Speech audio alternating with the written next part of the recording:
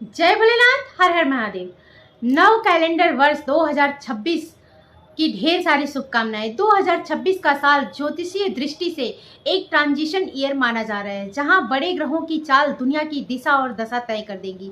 शनि का प्रभाव संरचना और अनुशासन का वर्ष रहेगा। 2026 में शनि अपनी कुंभ राशि में स्थिति बनाए रखेंगे। यह स्थिति टेक्नोलॉजी, सामाजिक सुधार और ग्लोबल सिस्टम में बड़े बदलावों को जन्म देता है। दुनिया में शांति, संसाधन प्रबंधन और अंतर्राष्ट्रीय सहयोग की नई परिभाषा रखी जा सकती है। गुरु और राहु का गोचर नई चुनौतियों को जन्म देगा। हालांकि गुरु इस वर्ष के मध्य में अपनी राशि परिवर्तन करेंगे, जिससे वैज्ञानिक उपलब्धियां, स्पेस साइंस और हेल्थ सेक्टर में बड़े ब्रेक थ्रू मिलेंगे। लेकिन राहु की स्थिति कुछ समय के लिए यहाँ पर भ्रम पैदा करती है और आर्थिक उथल पुथल भी दिखाती है। भारत के लिए 2026 बेहद ही डायनामिक और प्रोग्रेसिव दिख रहा है। युवा शक्ति और नवाचार प्रमुख भूमिका में रहेंगे। डिजिटल और अंतरिक्ष क्षेत्र में भारत नई ऊंचाइयों को छुएगा। वर्ष के मध्य में कुछ राजनीतिक टकराव या नीति परिवर्तन चर्चाओं में रह सकता है, लेकिन कुल मिलाकर यह स्थिति स्थिर बनी रहेगी। यह साल प्राकृतिक परिवर्तन का भी है। राहु और शनि का प्रभाव मौसम को तेजी से बदलाव ला सकता है। कुछ जगहों पर असामान्य गर्मी, सर्दी और भूगर्भीय हलचल देखी जा रही है, मतलब कोई बड़ा विनाशकारी भूकंप भी आ सकता है। ये साल आध्यात्मिक उन्नति का है। 2026 में आध्यात्मिक जागृति, ध्यान, योग और वैदिक ज्ञान की ओर लोगों की रुचि बढ़ेगी और मानसिक शांति की ओर भी लोग बढ़ेंगे।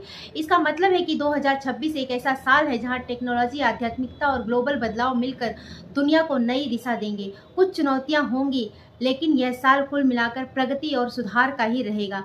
हालांकि इस साल का पूरा प्रभाव मार्च 2026 के बाद आएगा, जब चैत्र प्रतिपदा के दिन हिंदू नववर्ष शुरू होता है, यानी कि 19 मार्च से। 19 मार्च को हिंदू नववर्ष शुरू होता है, जहाँ पे हमारे राजा जो है वो स्वयं देवगुरु बृहस्पति होंगे और उस साल के मंत्री मंगल होंगे। और इस साल 2026 को न्यूमरोलॉजी के थ्रू 1 नंबर सूर्य का साल माना जा रहा है, यानी ये पूरे साल सूर्य, गुरु और मंगल की प्रधानता रहेगी।